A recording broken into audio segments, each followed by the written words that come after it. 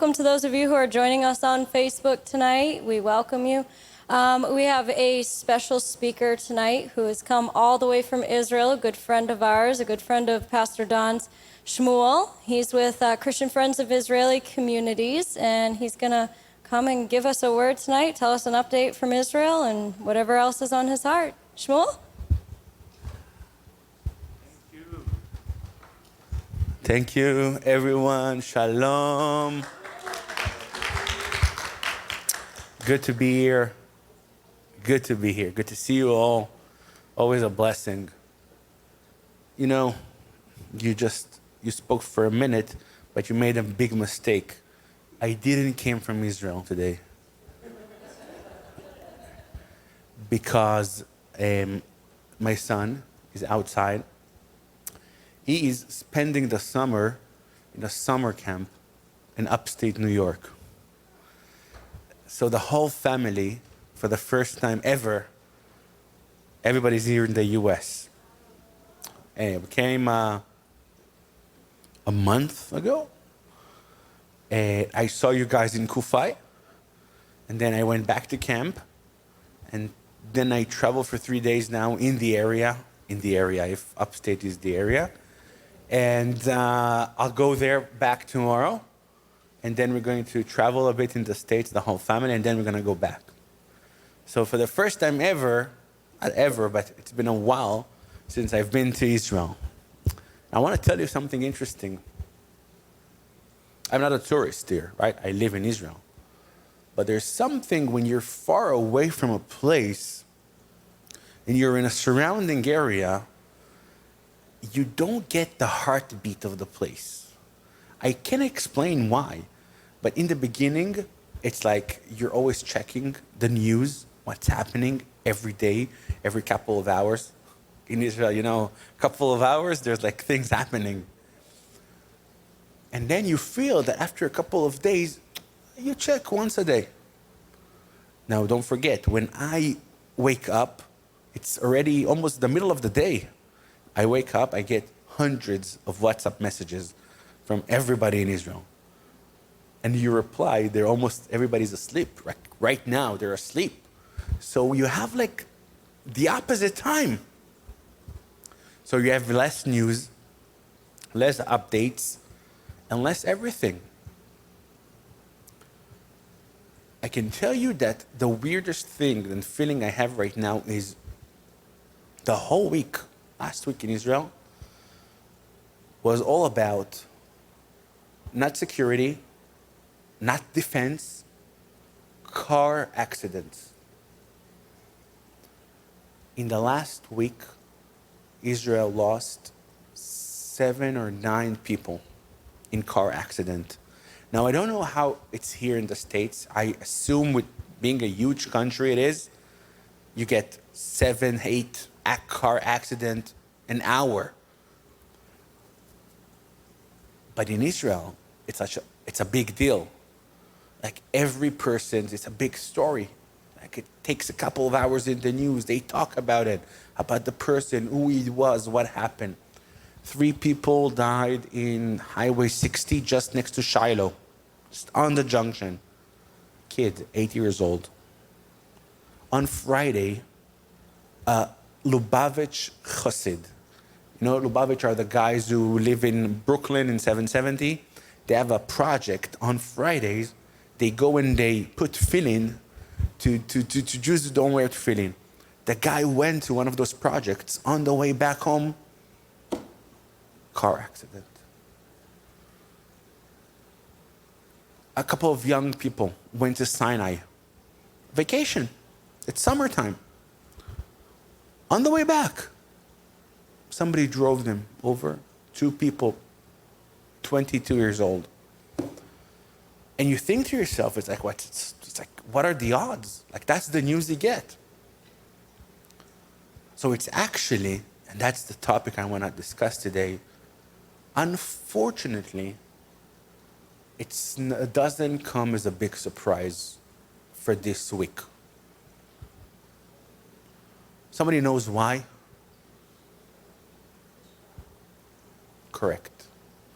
These days, are what we call the 9 days.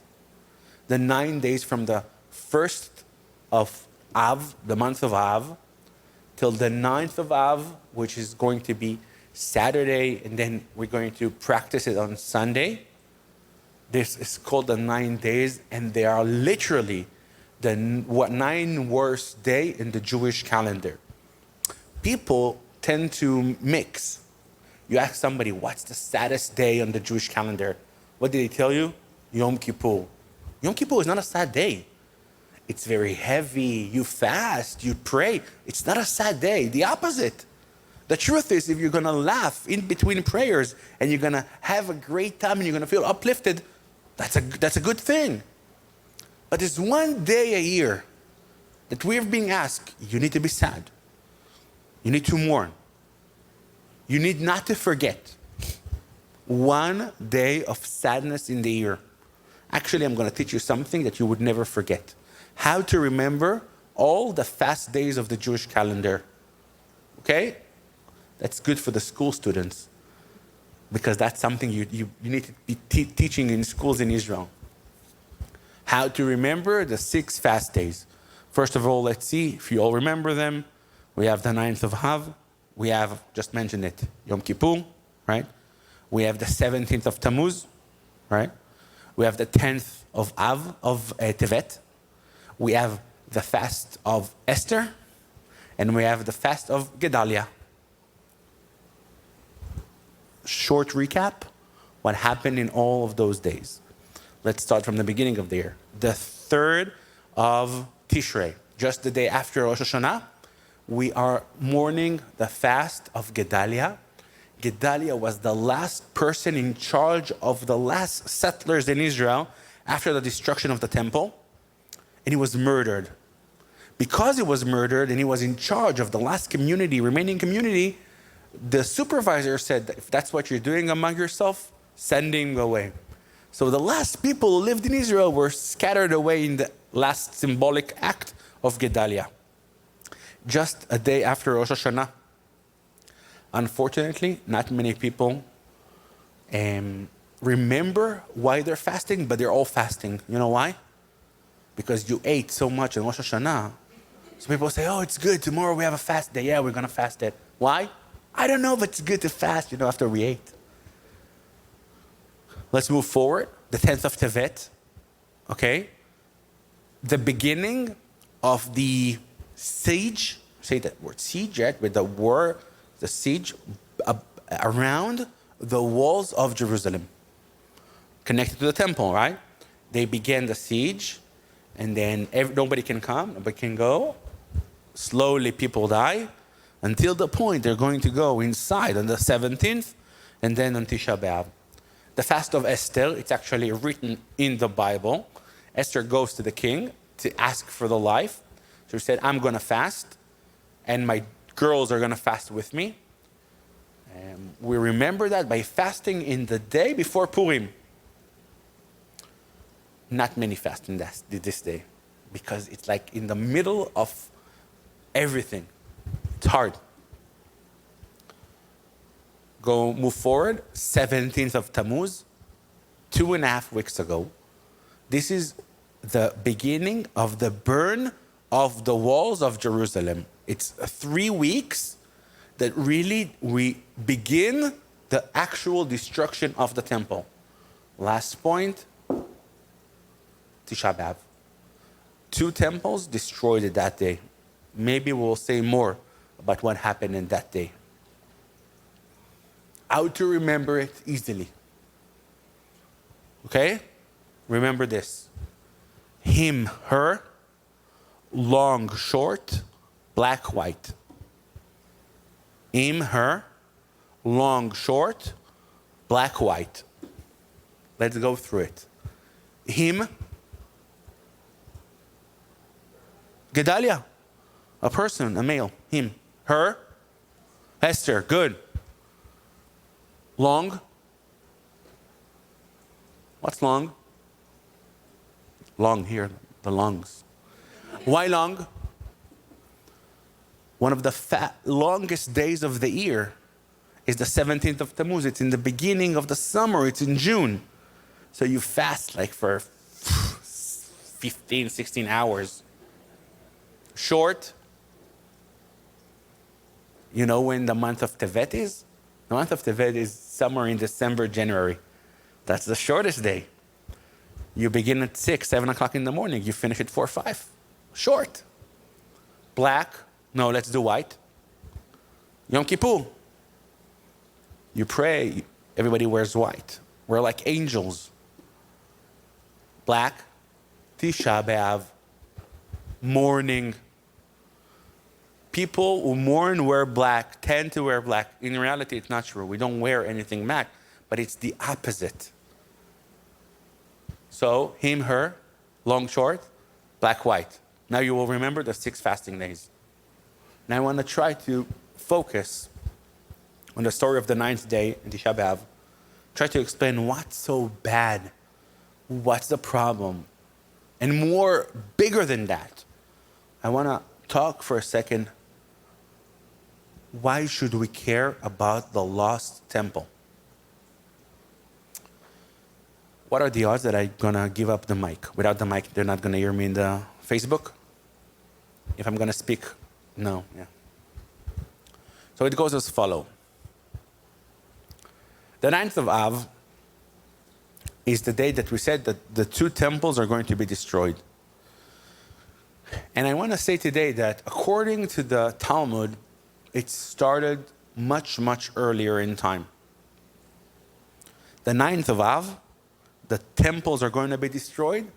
That's a day that already was pointed out in the calendar as the day that bad things are going to happen to the people of Israel. Why? This is what the Midrash says. The Midrash says that the 9th of Av was the day that the spies came back from touring Israel. That was the day. So the spies came back and brought the bad news and the bad word about what happens in Israel. Oh, there are giants there, scary place. You know, the bad news. In Kufa, I heard very interesting detail that says, who remember one of the spies that says bad thing about Israel? Tell me his name. Nobody knows, right? The 2 said good things. Who are they? Joshua and Caleb. That's nice, huh? Nice point. But that's what happened according to the Midrash. God was furious. How can you say so bad things about my land? Every time I come here, I talk about the land. Always trying to give good perspective about it, right? But that's what happened to the people who say bad things. God says, that's what you're happening? Okay. He sees everybody's crying. They received such bad news about what happens in Israel, so they cry. So the Midrash says, God says, oh, you're crying? I'm going to give you a reason to cry. This day is going to be the day that you will cry. Listen carefully. You might never heard of this Midrash. That's what happened. Remember how they're walking in the desert for 40 years? And remember how God says every person who was in the crowd in the time of the spies is not going to enter the land. You cried because of this bad news, fake news about the land. I'm going to give you a reason to cry. But how are you going to make those people disappear? Obviously, they're going to die. You know how they died? This is what the Talmud says. Listen to this. It's crazy. On the night of the 9th of Av, every year in the desert, after the first year, when they got the bad report, everybody had to dig his own grave. Listen carefully.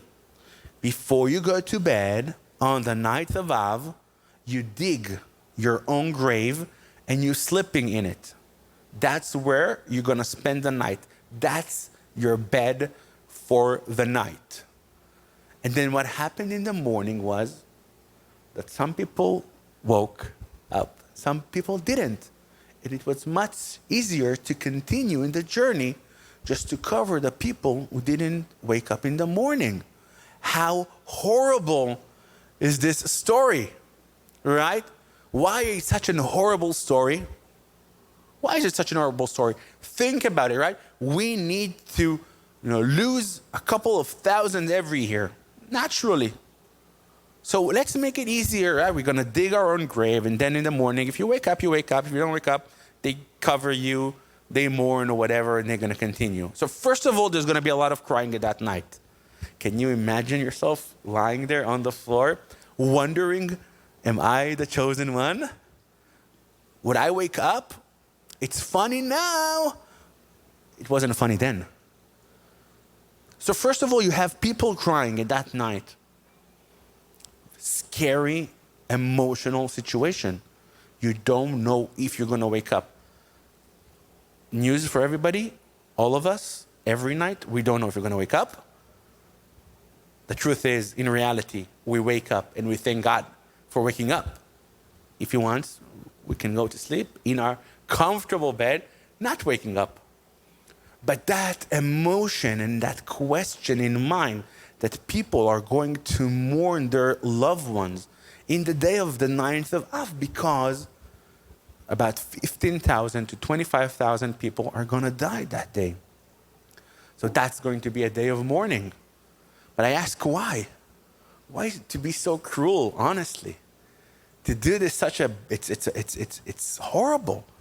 Let's drop dead in the middle of the desert. Why like that? You know why?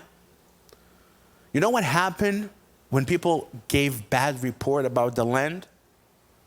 All the people that heard it for 1 minute questioned God. If we believe that God always does the good thing and the right thing and the most important thing at that moment, how can you even have this slightest second that you're going to think, oh, God made a mistake in that bad report? You know why He never makes a mistake? Because He looks at us and He judges us every day of every moment. And if you wake up in the morning, that's a sign for you. You did something good. You can continue. And if not, you can be spared. The day of the 9th of Av is the day when everybody remembered we are here for a purpose. There's a need for us. And there's a reason for us to continue. The day of the 9th of Av is going to continue in the destruction of the temple, but I want to move forward. You know how horrible it is? That in 1498, there's a historical decree. First of all, 1498, 3 days later, something amazing happened to this place. But in that time, in Spain, there was a decree given by Ferdinand and what was her name? Isabel. The expulsion of Spain. All the Jews need to leave Spain at that moment. 3 days later, the ships of Columbus are going to sailboat to this area. 9th of Av. That was the day of the decree. What are the odds? Remember what God says? You're going to cry that day. Many, many years later, unfortunately, and I'm sure I spoke about it here because it's hard for me not to mention this. You know what happened on the 9th of Av? At that day, another decree. Gush Katif. The evacuation of Gush Katif, of the Gaza Strip, happened. The day was, they looked in the calendar, they didn't check the Hebrew one, but the day they choose to start it was the 9th of Av. Everybody's going to cry at that day. You have no other choice. You're going to cry that day. So we see how all the events are happening at this bad time, at the 9th of Av, and we see ourselves and we're wondering, but okay, so where will it stop? And every day of these 9 days, we remember what it means to be sad, what it means to mourn. A few customs that we are practicing this week. My son is very hungry. Not because we're traveling in the US, we can get not kosher food, but he feels that if you don't eat meat or chicken, you're not full. In the 9 days, we don't eat any meat, chicken, basically no meat. We don't drink wine at the 9 days. We don't shave at the 9 days. I'm going to say it very quietly. We don't shower at the 9 days. The halachically law, we shouldn't shower in these days. We don't iron the clothes. We don't wash our clothes. Serious deal. The truth is, it's really hard for many people. Because another fact is that we shouldn't wear brand new clothes from the shelf. I'm not talking about going to a shop to buy. We don't do that. But you cannot wear somebody brand new that smells good from the closet. So you know what we do? That's a nice trick for the next time somebody asks you not to wear something new. The week before Tisha B'Av, people just wear clothes for 15 minutes and they take it off. Just throw it. So it's not used, right? It's used. But think of how much we need to go through to remember this 9 days, the act. We don't listen to music at these days. Of course, we don't get married. We don't just do anything happy, basically, we don't do. We don't travel. In the summer camp, my son is, this week, half of the things they don't do. Minimal interaction with fun.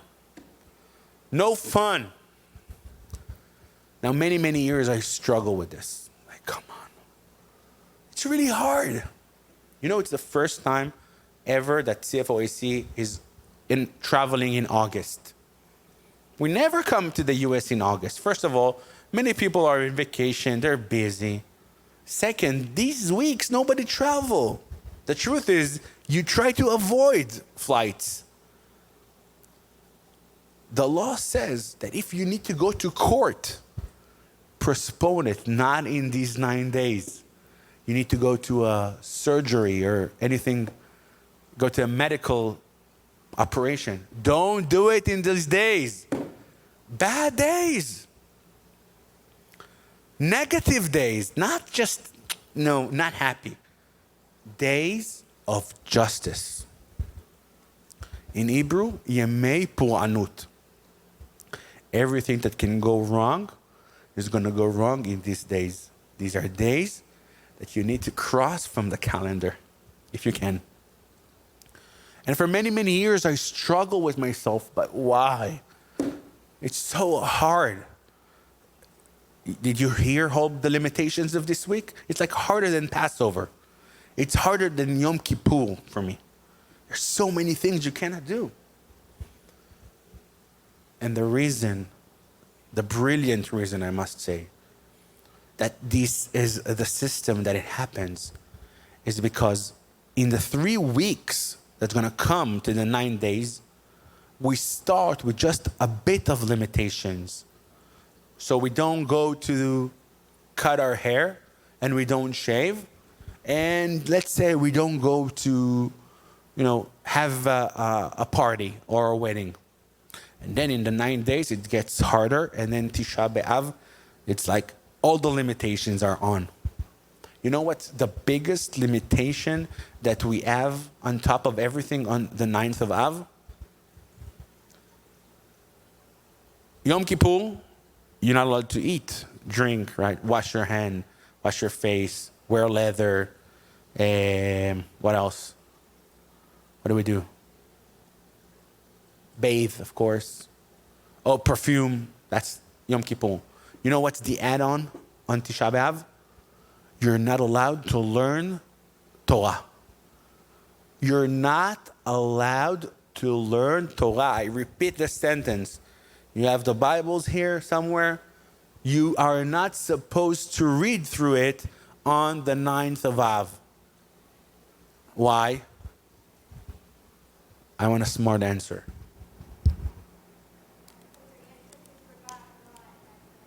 cannot hear you.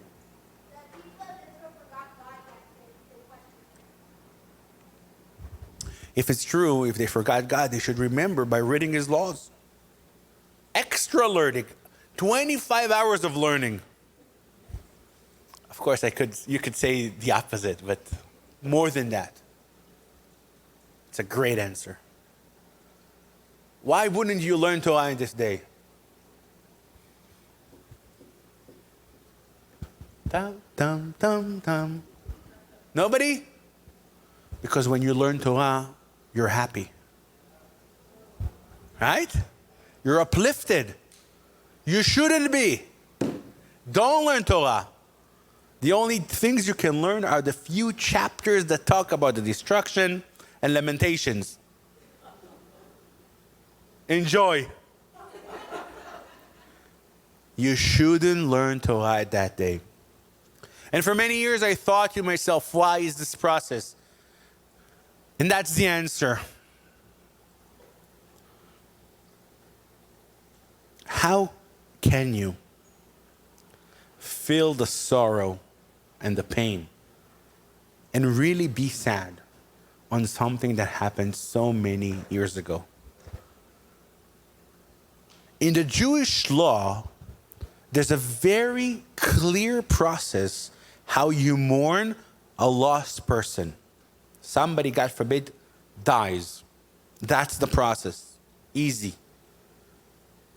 You bury the person, and for 7 days, you stop everything and you sit Shiva.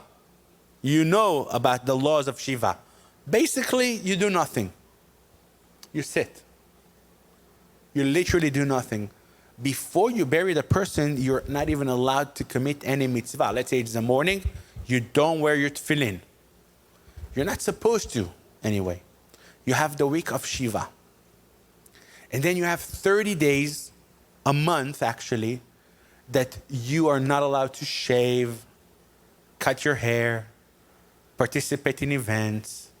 And then you have a full 11 months that you read the Kaddish, the Jewish prayer to uplift the soul. Did you get it already? In a normal process, to mourn somebody you just lost, you go 1 day of hardship, 7 days of remembering, a month to concentrate, and then a full circle of a year to continue. Our sages understood that you cannot mourn something that was lost so many years, so you need to go a reverse mourning period. The whole year, you go through those hard days of fasting. So you remember, there are some points in the year that you remember the loss. Then you have a month, the 3 weeks, from the 17th of Tammuz to Tisha B'Av, that you begin the process. Don't listen to music. Don't cut your hair. Don't go to parties. Reflect. Remember where we're heading to. Oh, now the month of Av, all on. For 9 days, everything, all the mourning, all the hardship, all the sadness you can get to develop in yourself, to understand what you lost. We're going to talk about what we lost. Because now we only go into technicalities of what. How do we do it? And then, boom, it goes on Tisha B'Av. Tisha B'Av, it's like almost you're a dead person. You're not even allowed to learn Torah. The people in the desert lied inside their graves. We have nothing. We almost have no reason to live. All because we lost our temple. What's so crucial at that temple? The truth is that all the mourning periods we're talking about and all the different things, that customs that we're doing to try to practice to remember the lost, it's not enough. Because really something so big is lost, it's hard for us to even imagine what life was like when we had the temple. If you read the Bible, the holy book, the 5 books of Moses, you read somewhere in the middle of Exodus, all the way to the middle of Numbers, it's all about the practice of the temple, of the Mishkan, the tabernacle, going to the temple. You slaughter this animal, and you do this practice, and you throw this blood, and you do this, and you do that. You know what we lost? We lost half of the books, half of the practices, half of the rituals. So many of the things that made us connect in a physical place with the divine, they're lost. The presence of God in the holy place of Jerusalem is lost. That's what we're praying for. That's what we are yearning for. People think, and that's the biggest problem, that we are praying, we want to renew what was lost. We don't want to renew what was lost. We are waiting for the third temple to come back, and with it, all the prophecies that are going to follow. The fact that we say, Ki mitzion tetzeh Torah udvar Hashem Yerushalayim, from Zion Torah will come, and the word of God from Jerusalem. This practice is only going to be available when the temple is going to stand up and is going to shine the light to the nation. And people from all over the world, not only Fitchburg, are going to line up and see the Lord's perspective and word. You are part of a rare tribe, so few in number, so strong in power, but you are a minority. Do you know it's a minority here? You know how many people lost their way, are scattering around the world, don't know what's good and what's bad, the right and wrong. When you understand you have a powerhouse sitting there in the holy city, and God himself is going to dwell in this place, you understand when the power is going to come from. Ki mitzion tetzeh Torah. I was asked also to talk about what happens in Israel. So, it's funny, but there's always something that happens in Israel. And this time, as always, there's always a story that happens around the Temple Mount. Have you ever thought about the Temple Mount? Why is this that if you come to Israel, did you visit Temple Mount? So it's funny. There are a million tourists in a year that visit the Temple Mount. You know how many Israelis? I've never visited the Temple Mount. Around 50 to 60,000 Israelis. Over a million tourists, only 50, 60,000 people visit the Temple Mount in Israel.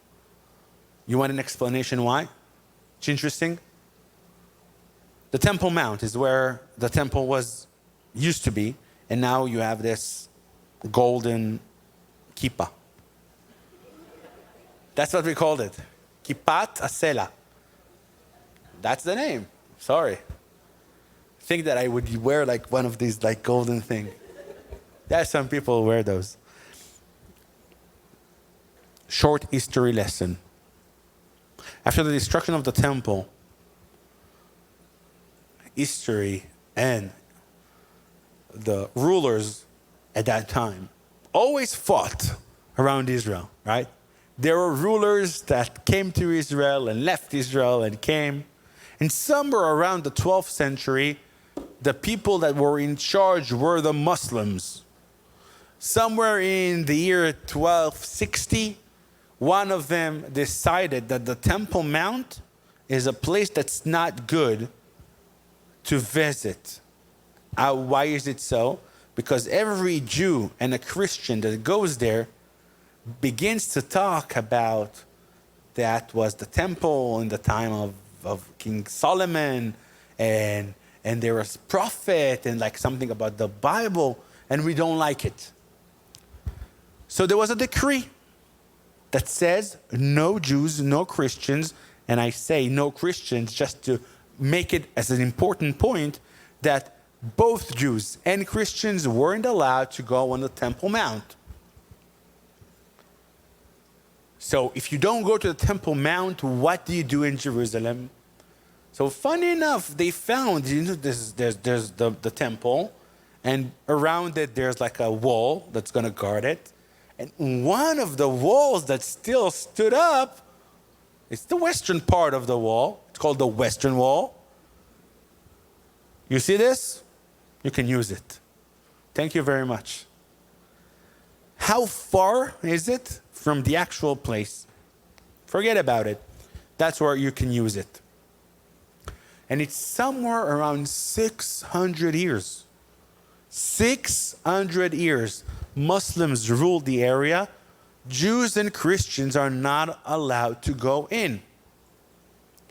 Somewhere in the middle of the 19th century, 1840, 1850, there's a new vibe in the area, and the Ottoman decide to give the Jews and the Christians some slack and show them around. And it's a great time where Christians, historians, pastors, leaders come to Israel and research and see all the sites the first time after so many years.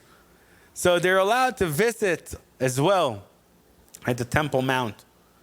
They see it, they measure it, they learn it, and some Jews goes as well, and it's all good.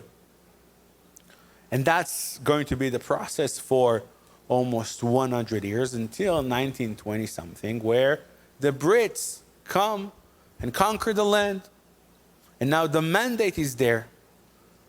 Funny enough, who was in charge, still in charge? The Muslims. The Brits didn't want to get along to any dispute, so they allowed it to continue to be the way it was. Jews, they had this Western Wall, a place that they prayed, they dwell. Okay, there's a Wailing Wall, if we can be there. So who's going to fight for the Temple Mount?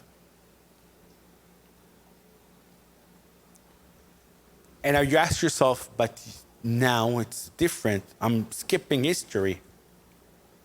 But you should know, there are special boundaries for Jews, places that we are not allowed to walk on the Temple Mount. This is a religious halachic story. If this is a holy place, which is indeed an holy place, there are some spots we're not allowed to walk. First of all, you need to go and bathe in a ritual bath. Only then you need to go. And you need to walk on certain points and not to go in the main center area. So while big rabbis, famous rabbis, they said, be aware, this is a holy place. Don't go. Don't go freely. Feel that you are in a holy place. As years passed by, it came that we didn't go at all. Why? Because we are afraid to go to those holy places. So now look at the circle. The Arabs are there. They're not so happy when we go up. The government doesn't want to do anything to change it.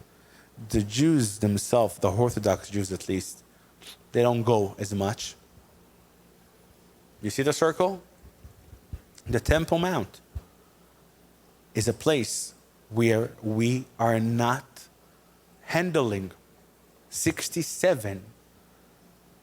You should go online tonight and write Temple Mount conquered or liberated, or Temple Mount Arav Goren. You can see amazing footage of the Israeli army goes inside the Temple Mount Arav Goren. We have a chief rabbi in the army in Israel. His name was Arav Goren. He holds a Sefer Torah. And he says, Ar Habayit Beyadenu, the Temple Mount is in our hand. And he blesses, Baruch Atah Hashem she'echianu v'kiyimanu v'gianu lazman hazeh. Bless him, the Lord, that brought us to this time. Everybody's crying. The biggest rabbis in Israel come to visit.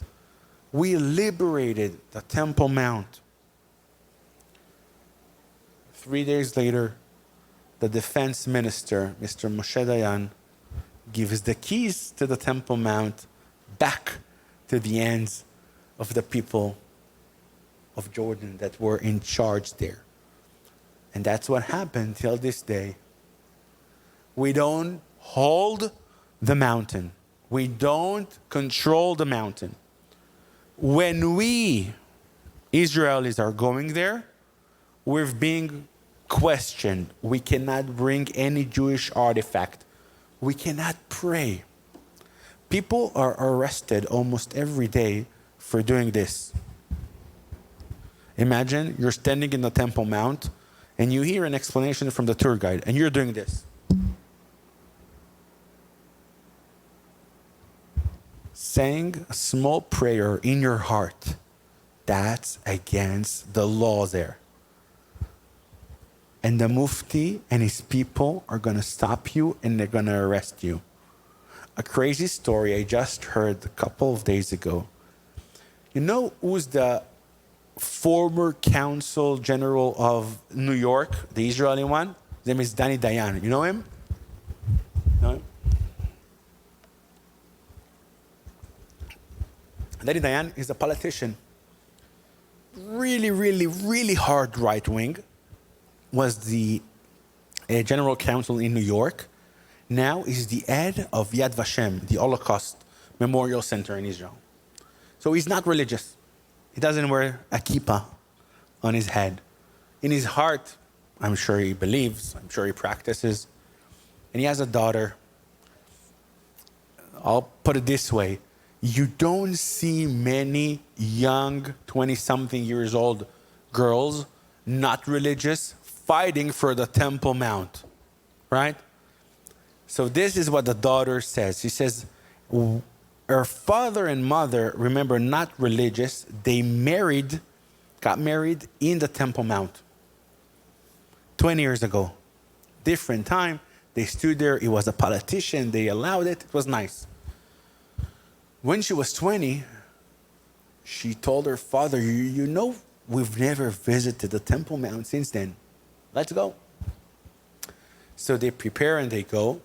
Of course, they didn't go and bathe in the purified bath. Nothing. They're not religious. When they went inside, the police officer thought they're tourists. So they allowed them to go in. They go inside and they walk and they wander with a group of tourists and somebody explains and etc. Then her father, Dayan, is there in the Temple Mount. So even the secular Jew in Israel, when he's in a holy place, in a religious place, what is he doing? He takes one of those from his pocket. That's what they do. He puts it on his head. It's a holy place. She says in that moment, for Waqf, the police, the Arab police, jumps on him and arrests him. So like, what? And he's already a politician. He's like, well, no. What happened? What happened? You didn't tell us you're a Jew. You didn't tell us you're Israeli. You hide your Jewish artifacts. She says, at that moment, I understood where I'm standing. If you're a tourist, you're allowed in to do whatever you want. If you're Israel, if you're a Jew, you're limited. In the Temple Mount, where the holy temple stood. The rituals of our life, and that's important to note, are surrounding the temple. 2,000 years after that, the legend says that one night Napoleon traveled in one of his destinations and he saw small light in one of the rooms. Went inside and he saw a bunch of people sitting on the floor and reading something. That was the night of Tisha B'Av. We don't sit on a chair. We sit on a floor. Maybe because the spies in that time, they were in the ground, so we need to be close to the ground. And they're reading Lamentations, and they're talking about the temple, and he sees people crying, like pouring. And he says, what happened? Mr. Napoleon, our temple was destroyed. So I'm so sorry. When was it? 1700 years ago. He says, what? Then the quote is, a nation that remembers something they lost so many years ago is surely a nation that's going to live and strive to see it rebuilt. But I'm not taking Napoleon as an example.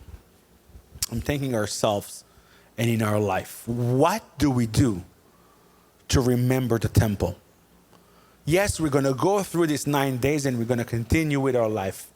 And I'll tell you that it's amazing to see how many of our rituals are about the temple. Listen carefully. It's something really weird, and you probably won't believe me when I say that. It's something that you need to have very delicate eyes to see. The next time you're visiting a house in Israel, you will see something amazing in a lot of the houses. Beautiful house. Everything is nice. Everything is painted. You will see in the corner, one of the corners of the house, like cement. Only cement. It's not colored. It's not nice.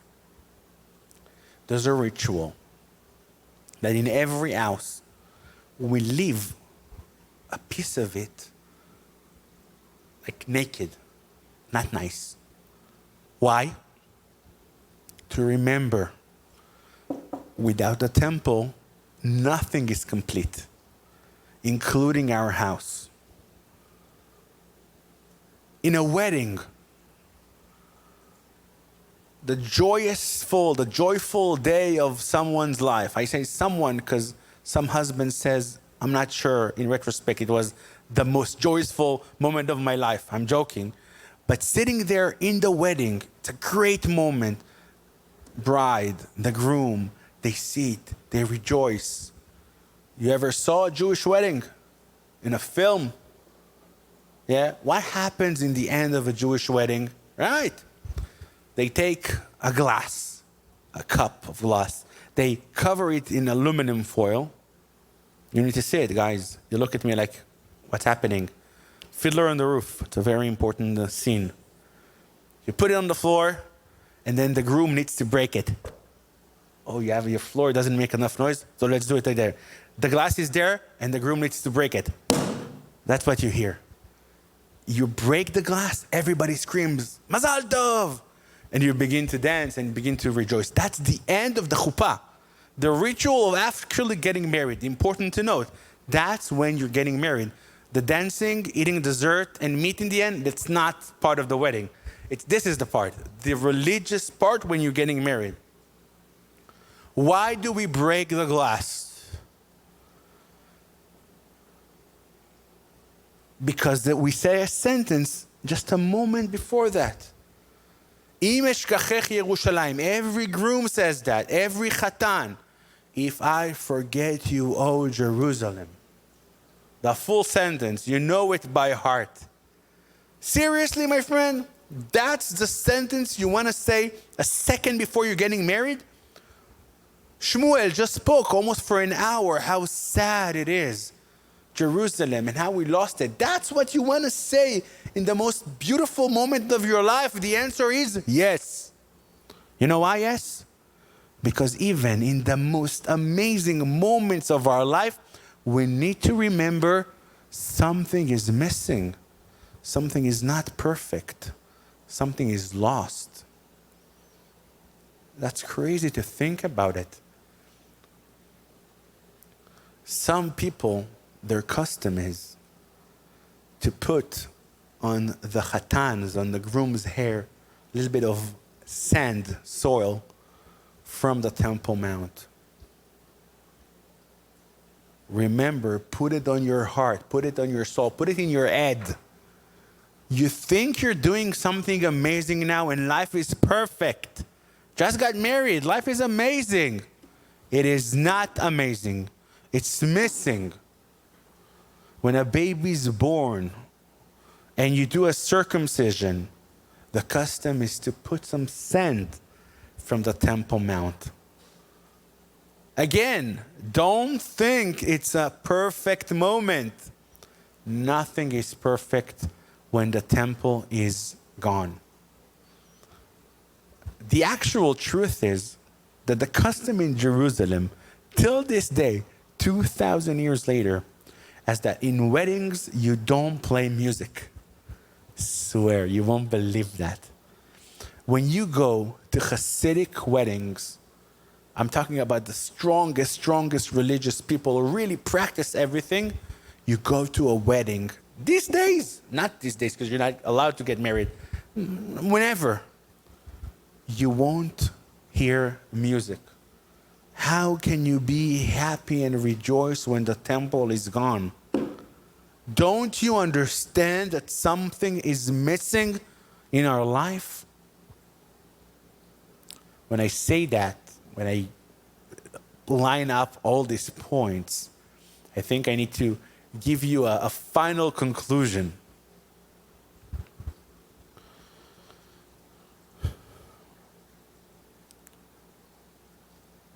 People think that the temple in Jerusalem is a nice add-on to life. Like everything that happens here is normal, it's great. If we will have a temple in Jerusalem, it's going to be even much better. I think that's the most important point to take from today. Our lost, the fact that we don't have a temple in Jerusalem, really is tearing apart a huge chunk of our life. We are not living as much without the power of the temple. The power of the temple, dwelling God in Jerusalem, gave the people, the biggest people of our nation, the sages and the prophet, the power to bring everything down to earth. To be a prophet, to be one of the Sanhedrin, people that were really able to concrete rituals in our life, to change everything. When we went out to the exile, the world changed. Until that time, that's important to note, we didn't have any oral law. You know how Jews talk about the Talmud and the oral law, the Talmud and the oral law, and you're thinking to yourself, okay, I understand, it's another component. It's not only another component, that's a reminder of our situation. Until that time, the destruction of the temple, people didn't write the oral law because it was oral. People said and passed it generation after generation. But our sages saw that we're going to go to a long exile, and they understood if not going to put it in text, into rituals, into practice, who knows where the Jews are going to go. Think about it for a second. You know, we have so many customs in so many areas in Judaism. That's what the best thing we have, right? This practice and that practice. And people are going to tell you, oh, this is what they practice. I do differently. The people of Jerusalem, they don't hear music. We do. The people that came from Libya, they shave the day before Tisha B'Av. The Yemenis eat meat during the week. We have so many rituals, so many different customs. You ever thought to yourself, what's happening with them? Jews, do you practice, or you just invent yourself your religion? You know what happened? Exile happened. We were scattered away in 100 different places. I know in this room I said, you don't need to go far. Look at me. My grandfather was born in Czechoslovakia, moved to Colombia. My father was born in Colombia. My grandmother, she was born in Israel, then moved to Colombia. From the other side, they were born in Algeria, Tunisia, moved to France. I just mentioned 6 countries like in a split second. Every place you go when you dwell and you need to develop a community, and you have rabbis and you have rituals and things change and customs change. We're sitting in a former synagogue. What would the people of Fitchburg, what was their custom? Who knows? They lived in a place, maybe they didn't have so much exposure to kosher food from Boston. So they had to find different rituals, different ways to work through it. I don't know, but I know they have a custom, and I know they had a ritual. And I'm telling you now that all the rituals and custom that we have in Judaism all happened from a very sad story. And this is when we were scattered away. And now we had to develop something. So the people, the Jews that arrived to Ethiopia practiced one thing. Yemen, France, Germany, and you just name it. Every place we went, we had to work something out, to find a way. So we did that practice, we did this practice. We were influenced by people gathering around us. Surely you understand that when you go to a synagogue in Israel. Small example. You go to an Ashkenazi, what we call, that's what you're going to hear. La, la, la, la, la, la, la. You listen to it a bit and you say, what's this music? You know what happened? They lived in Europe. They had people around them, classical music, church music, I don't know what. Well, that's what they heard, that's what they practiced. You go in Israel, you go to an Egyptian synagogue, Yemenite, you're getting, ay, ay, ay, ay, ay, ay. You understand what happened? Next to them, there was a mosque, there was an Arab merchant, and they adopted. That's reality, my friends. That's what happened to the Jewish people for 2,000 years. Now you put them all in one place in Israel and you manage somehow to put them together. Now let's talk about the politics, about the differences, about... You understand what happened? So every time you think that our politics is not working, there's one thing to blame: 2,000 years of exile. But I have good news for you. It started after 2,000 years. The prophecies came true and we came back to our land with all the languages, with all the differences, with all the different customs, with all the different colors and shapes and figures. Everybody came to this land. Not this land, that land. Some people came here. The people of Fitchburg, where are they now? You know where are they? Lost. Who knows where are they? They lost. People came to Israel and were able to establish a land, a country. And more than that, in 67, CFOAC is lying on the hills of Judea and Samaria. This is where we are. That's the main topic. Today we spoke about Jerusalem. But when we come here, we talk about the people who struggle in Judea and Samaria. Started in 67. When Jerusalem, the Temple Mount, was liberated. And now, many years later, that's where we're sitting. We're sitting in Judea and Samaria. We're sitting in Jerusalem. We're sitting in Hebron. We're sitting in all those places, but we're still missing out. We still come here to talk about the struggles. This is the son, Naveh, who goes to school on a bulletproof bus. That's the guy. He's a threat to peace. He's a war machine. This is why you need to protect him. This is why our neighbors are going after him. He's a dangerous kid. After all these years, after everything we went through, there is still one chunk in the story that is missing. What's missing is this broken glass. Jerusalem. If I forget you, oh Jerusalem. So this week, that's what we're doing. We're moving everything aside. all the rituals of life, all the good and amazing things, all the things that might actually make you feel that life is normal. When you eat your nice steak and you listen to what people listen to these days. Lil Nas? No. Who knows what? The music, the meat, the party, the life, the nice clothes you wear, just shaved. I never shave. For me, it's not hard. All these things make you feel like life is normal, but it's not normal. And that's the story of this week. The 9 days going into Tisha B'Av is the day to remember. And if you don't remember, and if you for some reason forgot and you ate some meat and you had some music, reality reminds you.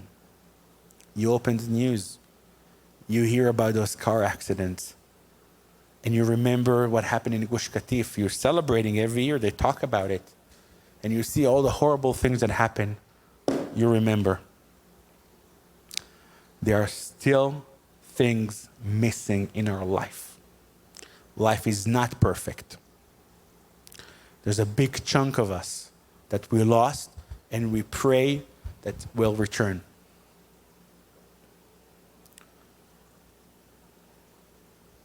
From the day you are born to the last day you're alive, there's always going to be this missing piece. And some people think, many people lived and died without this piece in their life. So, and they managed. The Talmud says a generation that didn't build the temple is like a generation that the temple was destroyed because of him. And that's the news, my friend. We don't sit there and dwell and cry on a lost temple or remembering a lost temple. We're trying to practice and bring that temple. And we know that there are rituals and thoughts and prayers that can bring this temple back. And we count on ourselves and on our prayers that God is going to see how we are worthy enough to be at that stage that is going to bring the temple back.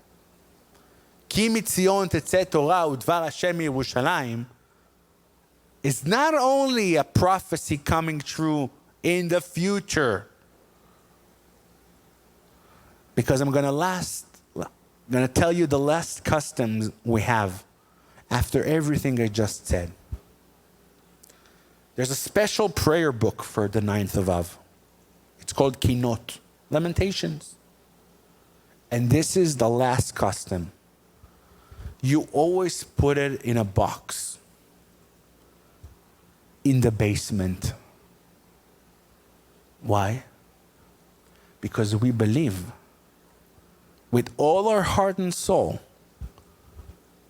that Saturday night, when we're going to need to take those books, we won't need them. Because we believe that the temple is going to come in a split second. Tonight, if not tonight, worst case tomorrow morning. If not tomorrow morning, what day is it today? Tuesday. So Wednesday and then Thursday. Worst case Friday before Shabbat starts. You know what? I think if the temple comes on the Shabbat, is also okay. But for sure, we won't need the books Saturday night. Not a chance. Because we're praying and we're hoping and we're doing things to bring the temple. Unfortunately, I don't think it's going to happen. But if we will need the books Saturday night, then the whole rabbi is going to go to the basement, is going to bring the books. And he's not going to leave them on the shelf after the 9th of Av. The minute 9th of Av finishes, he brings it to the basement because surely we won't need it the next year. When Napoleon went there and saw the people praying on the floor, he saw something really rare. Because it's one thing to remember what happened, but we are acting, praying, and doing everything to repair this, to bring the third temple back, to finish the lamentations, to close the basement. We don't need them anymore. Hopefully this year is not going to be different. And this Saturday night is going to be a day when you need to book a flight from Boston. You need to travel there. You have 11:30 flight. And you're going to come to Israel because the temple is going to be there. Until then, you have Wednesday, Thursday. You need to book the flight. Your passports are ready. And we're all going to be there in Jerusalem as soon as possible when the Messiah is going to come and the temple is going to come ASAP. Say amen. Thank you. Questions, always questions, please. Anything, everything was too weird. What's the story with the graves in the desert? We never heard of it. What else, my friends? Please. Sure, you have a question. You have a question, yeah. No? No? Anything. Not necessarily about Jerusalem and mourning. Something happy. Politics. Don't ask me about politics. November 1st, we have the election, you know. You have the 8th, the midterm. We have the 1st. Yeah, she has a question there. She's shy. Please. Yeah, you can ask. No? You want? She was wondering why you don't have side locks. Why I don't have side locks? Good question. According to the law itself, first of all, I had when I was young. From the age of maybe 11 till 15, I had. I should continue with that, but the concept is this. When you have a beard that is actually my side locks, here, you can see the profile, I have a beard. So they're not going this way, I know, but they're connecting. And when the Torah says you shouldn't cut them, it means you shouldn't cut to the bone. So I have one long, we say peot. How do you say it in English? Side, side something. My son had them. He goes to school, everybody has them. One day he comes home. Somebody told him that he looks like, I don't know, somebody, whatever, without the side, whatever you call it, side locks, without them. So he went and he wanted to see if it's true. So he cut himself. He had like this. He cuts it in the middle. And he came to me and said, look. I said, what did you do? So now he needs to grow them all over again. We couldn't. We took him the second one off to even it. And now he's going to start over. The truth is, this is a custom that is held by Hasidic Jews, by Yemenites, by many, many others. All my son's friends are doing it. As you grow older, usually Orthodox are going to grow their beard. And you will see that all the rabbis and all your partners in Israel, they usually don't have them like this or behind the ears. They're just going to have a beard which connects. I hope I answered it. More.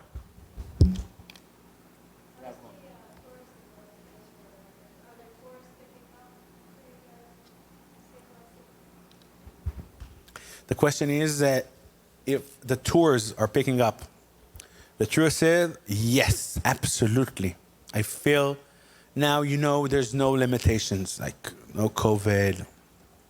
You can go without the vaccine, with the vaccine. You can go, you just need a passport, basically.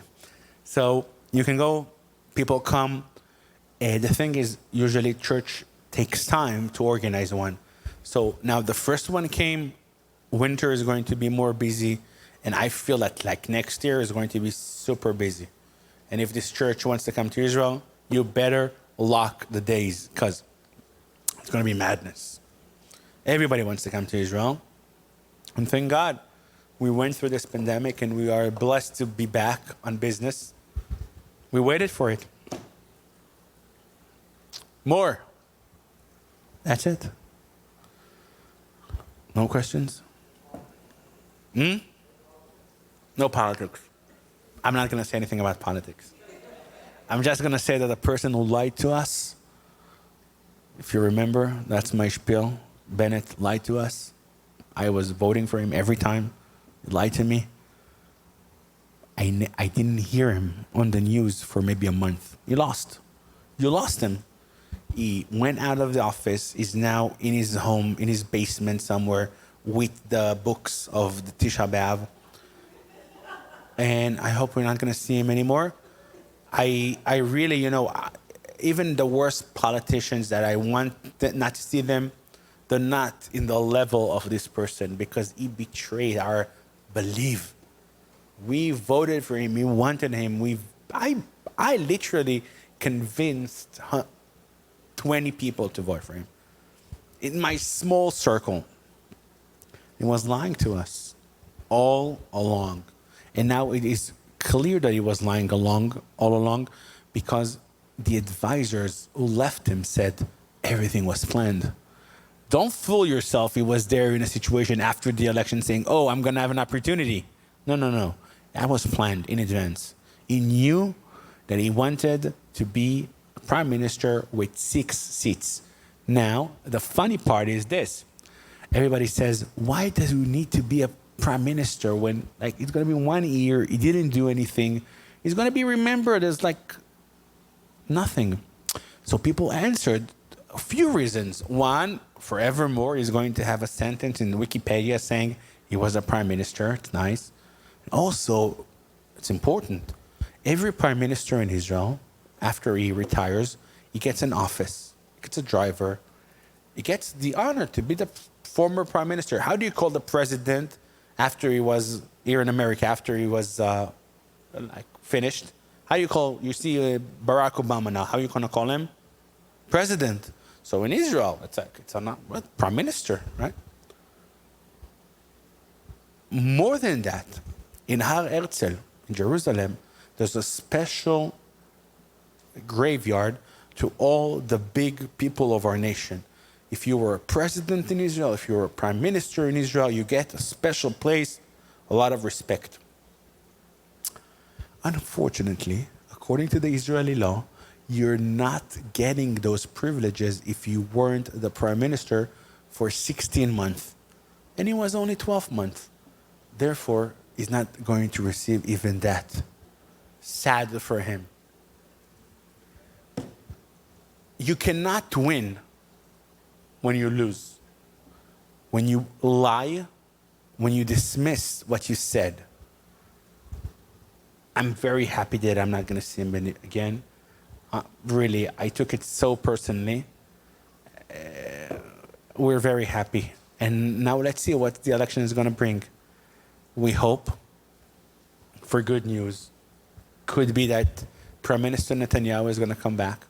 He's going to get the 61 seats he needs. And everything is going to go back to where it needs to be. Not 100% sure it's going to happen. Could be that we're going to need another election. Something doesn't work in the system. But I explained 2,000 years of exile. We were in camp, and one of the Israelis asked a question. Asked, how is it that we order something on Amazon Prime, and the next day you get it? In Israel, you send a letter from, it's literally 10 minutes drive.